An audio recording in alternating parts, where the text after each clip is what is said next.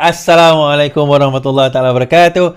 Selamat sejahtera, salam reformasi, salam perjuangan saya ucapkan kepada rakan-rakan yang menonton saya pada malam ini di YouTube, Facebook, di TikTok, yang mendengar saya di Twitter Space sekarang ini. Terima kasih. Alhamdulillah. Hari ini kita telah melalui hurdle yang pertama, rintangan yang pertama, cabaran yang pertama apabila telah memenangi orang kata apa, undi percaya tanpa undi belah bagi, hanya dengan suara. Tuan-tuan, undi percaya tanpa undi belah bagi, hanya dengan suara. Saya akan explain kejap lagi. Apa maksudnya tanpa belah bagi? Apa maksudnya dengan suara? Macam mana ni? Tak faham. Okey, kejap lagi kita explain. Tapi poinnya adalah telah pun Datuk Seri Anwar Ibrahim telah pun menjadi Perdana Menteri kita yang ke-10. Kalau orang tulis PMX tu, X tu maksudnya 10 lah. Kan, itu Roman numerical. Dan Roman numerical X tu adalah 10, Perdana Menteri yang ke-10. Dan beliau telah kekal sebagai Perdana Menteri dan mengekalkan kabinet yang ada sebagaimana dugaan kita beberapa hari yang lepas. Malam tadi pun saya cakap insyaAllah boleh menang, boleh survive. Tapi dia ada second hurdle. Yang ni akan menarik nanti. Second hurdle saya dah cerita hari tu dah sebenarnya.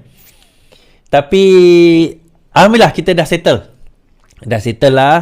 Dah settle yang pertama ni lah. Kemudian pembentangan bajet. Dan bajet tu akan dibentang mungkin dalam sidang inilah. Kena dibentangkan dalam sidang ini. Dan diluluskan dalam sidang ini. Kerana ni dah hujung tahun dah ni. Kalau tak bajet, tak luluskan, cuma tahun depan nak laksana kan. So kita akan bahaskan dan kita akan tengok apa yang Menteri Azalina, Menteri di Jabatan Perdana Menteri Bahagian Undang-Undang dan Reformasi Institute, Azalina Osman bahaskan mengenai mengenai undang-undang. Dia menjawab Kota Baru tadi kan, Taqiyuddin, mengenai perjanjian yang ditandatangani di kalangan mereka dan apa jawapan penjelasan beliau, dan beza tak dengan apa yang saya explainkan dalam 2-3 malam tadi, 2 malam sebelum tu. Saya jelaskan berkenaan dengan agreement tersebut. Okey, sebelum itu kita nak ulas sedikit mengenai beberapa perkara. Yang pertama sekali, undian ni dia ada beberapa cara. Pertama sekali kita akan buat undian suara. Okey, kita buat undian suara. So kalau sekiranya undian suara itu lebih ramai, kita tanya dulu, okey, mengenai usul ini kita ada masalah yang dibawa kepada Dewan. So mengenai usul ini kita nak berapa ramai yang bersetuju? Setuju. Berapa ramai yang tak setuju? Tak setuju. Ataupun dalam kes tadi tak bunyi langsung kan. dia baca tak bunyi langsung. So dia tak bunyi. So dalam keadaan itu, maka speaker akan mengatakan daripada sini kita suara bersetuju lebih daripada suara tidak bersetuju, maka usul ini diluluskan. Okey. Now, bila masa, okey, biasanya itu kenapa nak mempercepatkan proses. Itu nak cepatkan proses. Kalau kita nak undi kira seorang-seorang, pasal tak tuan-tuan, akad sumpah tadi pun dah setengah hari. Kan? Bayangkan kalau kita nak angkat nak kira seorang-seorang akan ambil masa. Alright. So, kalau sekiranya tiba-tiba setuju, tak setuju, lebih kurang je, maka undian belah bagi akan dilaksanakan. So undian belah bagi dilaksanakan dengan cara yang macam speaker buat tadilah. Masa pengundian speaker dan timbalan speaker tadi kan. Sebab itu saya tulis dekat tajuk ni, PN kalah 3-0. Kenapa kalah 3-0? Undian yang pertama adalah undian speaker. Datuk Johari Abdul, dia letak jawatan sebagai adun Kedah semalam, 2 hari lepas. Maka kita dah jangka dah sebenarnya dia akan dilantik jadi speaker kan. Kemudian dia dinamakan, PN pun letak nama. Bila buat undian ada 147 yang menyokong Datuk Johari Abdul. Sedangkan hanya 70 lebih yang menyokong calon Perikatan Nasional. Ni ada balance, maksudnya ada balance yang tak menyokong tau. 147. So kita tanya, bukan 148 ke? Laila Taib lewat sikit datang tadi, dia pun lewat angkat sumpah, dia lewat datang, so dia tak tempat mengundi. Ada yang kata orang PH lah tak datang mengundi lah. Ada yang kata Hasan Karim tak setuju. Bukan, tak ada Hasan Karim setuju. Yang lambat tadi daripada GPS dia lewat sikit, jadi dia tak sempat nak buat undian pagi tu, tapi dia sempat angkat sumpah. Kalau tak ada 148 lah. So 148 ni adalah jumlah magic number, it's a 2/3. Now undian kali pertama PH menang. Undian kali kedua timbalan PH menang. So 2-0 dah. Macam tengok malam tadi tengok bola kan. Tengok bola tadi mendebarkan kan. Mula-mula Argentina leading 2-0. Oh, kita jangka menang lah, tapi saya cakap jangan. Pernah sejarah Argentina leading 2-0 kalah tau. So dia kena leading 3-0 baru boleh menang. Rupanya betul apa saya cakap. Dia seri 2 sama. Cerita bola pula kita kan. Poinnya adalah malam tadi tu mendebarkan jugalah. So ini bila kita tengok dia kurang mendebarkan sebab tengok-tengok kalah teruk dah. So bila saya tengok ujian kepada speaker pun dah 148. Bagi saya tak pelik lah. Tetapi apa yang dibangkitkan, dia bangkitkan beberapa perkara yang tak relevan tadi tuan-tuan. Pertama, dia bangkitkan kenapa guna YDPA, kenapa guna Agong, kenapa jual nama Agong. Dia bangkit isu itu yang pertama. Yang kedua, dia bangkitkan isu berkenaan dengan what do you call that, satu Agong, satu perjanjian yang tidak constitutional, dia kata. Kemudian si Syahidan Kasim bila dia naik, dia cerita, dia bahas. Perbahasan dia tu makan diri. Dia kata kita tak patut, kalau macam ni kita, bagi saya tak payahlah buat usul ni.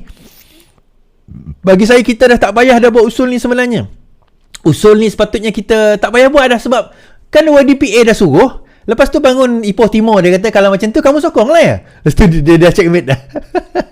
Dia sebenarnya nak troll kita. Dia kata kalau macam tu kenapa nak buat usul? Okey, tuan-tuan saya terangkan kenapa nak kena buat usul ni. Dia macam ni, kalau kita tak bawa usul ni, dia macam saya kata, dia Anwar Ibrahim tak legally obliged. Tidak ada satu orang kata apa suruhan ataupun apa orang kata ketetapan daripada undang-undang mengatakan dia kena buat. Usul undi percaya atau tak percaya ni tak ada ketetapan undang-undang. Tetapi dia morally obliged nak orang kata apa secara orang kata impaknya dia kena buat benda ni. Secara impaknya dia kena lakukan usul undi percaya. Usul undi percaya ni pernah dibuat oleh Tun Hussein On, pernah dibuat oleh orang kata apa oleh Menteri Badawi, Abdullah Ahmad Badawi pernah buat. Tetapi bezanya kedua-dua itu dilakukan dalam keadaan UMNO memerintah. Dan kerajaan yang memerintah itu adalah UMNO dan mereka untuk diri mereka sendiri. Itu tak ada isu. Tetapi yang ini dalam keadaan di mana walaupun dia bukan satu kerajaan Pakatan Harapan ke, bukan. Dia tak ada, dia bukan kerajaan Pakatan Harapan, dia bukan kerajaan UMNO, dia bukan kerajaan kata DAP, bukan. Dia bukan kerajaan PKR, bukan. Dia satu kerajaan di mana ada gabungan. So mereka bahaskan isu wajar ke guna Pakatan Gabungan. Ini apa nama daripada PN tadi membahaskan. Ni kamu tak belajar istilah sains politik. Perpaduan bermaksud tak ada pembangkang. Ini yang Mahathir sebut dahulu. Itulah maksud perpaduan. Definisi perpaduan sekian. Saya bahaskan benda tu. Saya jawab benda tu. Saya kata definisi tak penting. Sebab definisi itu tidak akan membawa kepada apa-apa implikasi. Apa terma kita nak pakai pun itu terma kita. Sebab definisi itu tak penting kerana kita bukan membahaskan hal undang-undang dalam perkara ini. Yang penting substance dia. Sebab itu dalam Shakespeare dia tulis satu verse dalam Romeo and Juliet. Dia kata roses by any other name would smell just as sweet. Maksudnya bunga rose tu letaklah nama apa sekalipun dia tetap bau sama tetap dengan bunga rose. Sebab tu saya kata kerajaan letaklah perpaduan, kecampuran, kegabungan ke apa nama sekalipun, nama tak penting, yang penting substance. So perbahasan tadi tu tidak ada perbahasan kepada substance. Dia bukan perbahasan kepada substance, dia more kepada perbahasan kepada nama tak betul. So, kalau nama tak betul, kenapa? Kamu tak patut guna nama tu. Jadi kenapa? Apa implikasi dia? Tak ada implikasi. Jadi, kita tak nampak perbahasan pembangkang tu perbahasan yang berilmiah. Kalau saya jadi pembangkang lah. Tapi kalau saya jadi pembangkang, saya fikir, apa aku nak bahaskan? Kalau saya jadi pembangkang, apa aku nak bahaskan? Okey, kemudian dia ada satu benda yang dibahaskan tadi agak menarik. Iaitu berkenaan dengan sama ada agreement itu constitutionally right ataupun tidak. Sama ada apa yang dibahaskan tadi tu, adakah dia berperlembagaan atau tidak, ataupun bercanggah dengan perlembagaan. Disebabkan itu apa orang kata, Taqiyuddin mengatakan hari ini, kerana dia bercanggah dengan perlembagaan lah, maka kerana itu kami tidak mengundi. Menjawab persoalan tersebut, saya kata macam ni, kenapa, apa kena mengena kamu dengan perjanjian tersebut? Kamu mengundi itu cerita lain. Kita yang baca, yang berita kita baca tadi, yang kamu mengundi itu cerita lain. Yang membahaskan, yang kita bahaskan dalam dewan itu cerita lain. Perjanjian itu cerita lain. Perbahasan itu cerita lain. Kamu mengundi cerita lain. Kemudian yang dibahaskan di dalam dewan itu, perjanjian itu yang ditandatangani itu cerita lain. So dia sebenarnya, kenapa dia cakap macam tu? Saya baca balik apa dia cakap tadi Dia kata kita tidak meminta undi belah bagi sebab kita tak mengundi. Okey, kenapa? Kerana tidak meminta undi kerana dokumen yang tidak sah. Kerana dokumen yang tidak sah. Dia merujuk kepada dokumen perjanjian MOU di kalangan. So, kenapa? Apa kaitan dokumen-dokumen itu dengan korang? Kalau kamu ada majoriti, undilah. Kalau kamu confident dengan majoriti tersebut, undilah. Okey, dia jawab macam ni. Dia kata, sebenarnya kerana perjanjian itulah maka orang-orang mereka yang saya sebut orang-orang salah sebenarnya. Kerana orang yang sepatutnya menyokong kami, Perikatan Nasional tak berani menyokong. Sebenarnya ada di kalangan mereka yang nak menyokong tetapi mereka tidak berani menyokong.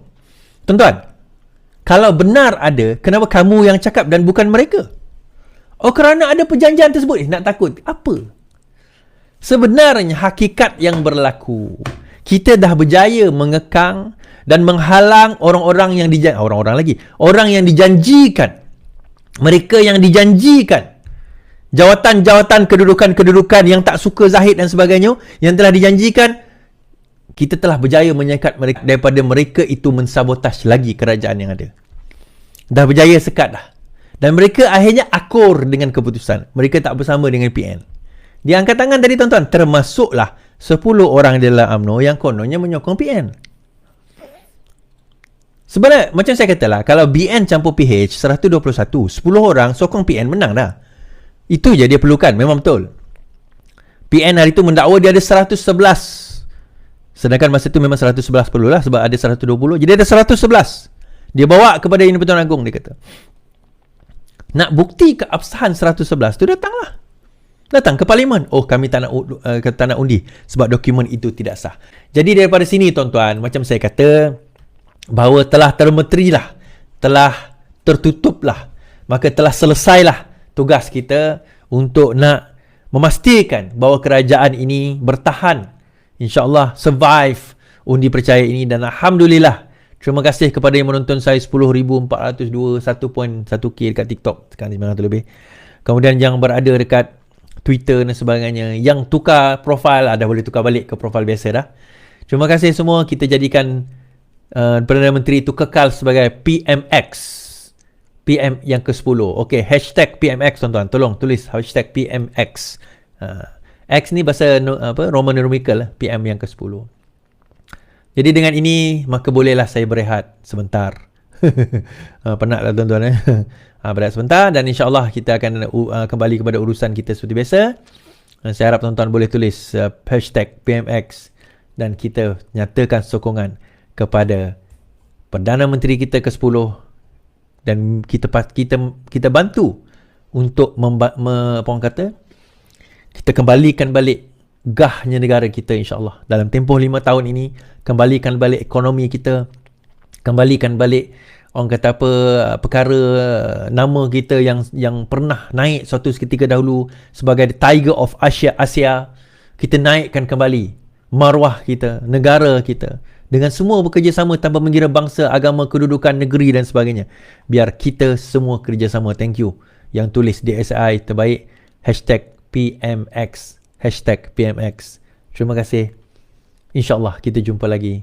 Selamat malam, selamat beristirahat. Yang penting lawan, tetap lawan. Assalamualaikum.